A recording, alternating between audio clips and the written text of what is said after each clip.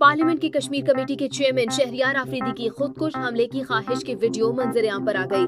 गुज़िश्ता रोज शहरियार आफरीदी ने कोहाट में corner meeting से खिताब किया था, जिसकी वीडियो में देखा जा सकता है कि शहरियार आफरीदी पश्तो में कह रहे हैं कि खुदकुशी हराम न होती तो जिस्म पर बारूद बांधकर पार्लियामेंट में मुनाफिकीन को उड़ा देता, ताकि उनकी बुनियाद ही खत्म हो जाए जो मेरे मुल्क का सौदा करते हैं। उनका कहना था कि मैं चाहता हूं कि तमाम चैनल्स ये चलाएं। ख्याल रहे कि वफाकी वजीर बराए हवाबाजी गुलाम सरवर खान भी चंद रोज कबल खुदकुश हमले की ख्वाहिश का इजहार कर चुके हैं।